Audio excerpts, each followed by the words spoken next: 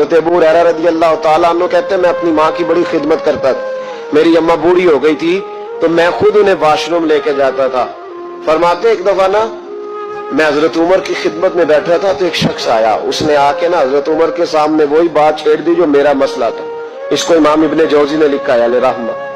कहते वो कहने लगा हुजूर एक बात पूछनी है जनाब अमीरुल मोमिनीन रज़ी अल्लाह ताला अन्हु। फरमाने लगे पूछो। कहने लगा हुजूर मेरी अम्मा बड़ी ज़ईफ और बूढ़ी हो गई है, मुझे आवाज देती है बेटे दौड़ के आना, मैंने पेशाब करना है।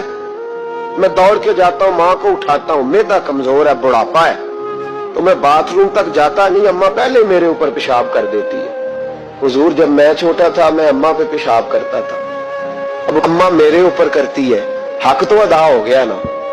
वही काम जो मैं अम्मा के साथ करता था अम्मा मेरे साथ करती है। तो कहते हजरत उमर मुस्कुराए, फरमाने लगे नहीं दोस्त कोई हक अदा नहीं हुआ। कहने लगा हुजूर कैसे नहीं हुआ, मैं वही सारी ड्यूटी कर रहा हूं। कहते पहले उमर मुस्कुरा रहे थे, अब फारूक आजम की आंखों में आंसू आए।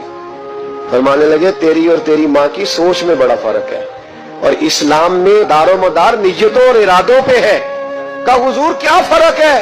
फरमाया सुन, जब तेरी माँ तेरे ऊपर पेशाब करती है तो तू कहता है अल्लाह बूढ़ी हो गई है इसे पर्दा दे दे, और जब तू माँ पे पेशाब करता था तो माँ कहती थी या अल्लाह मेरे लाल को लंबी जिंदगी अता फरमा।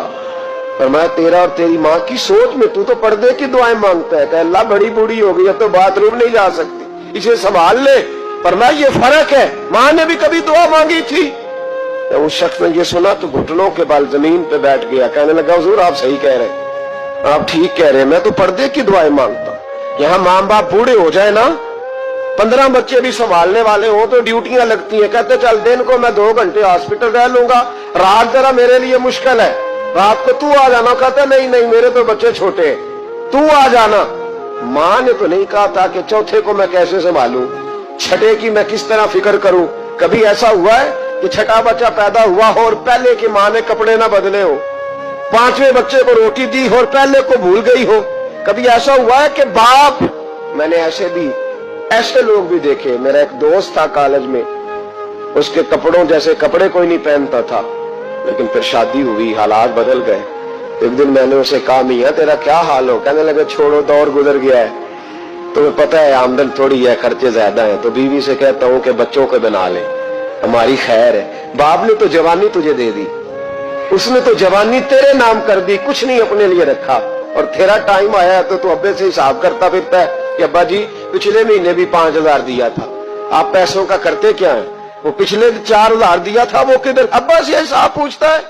अगर कभी अब्बा बैठा ना हिसाब करने तो 2 दिहाड़ियों का हिसाब नहीं तू दे सकेगा।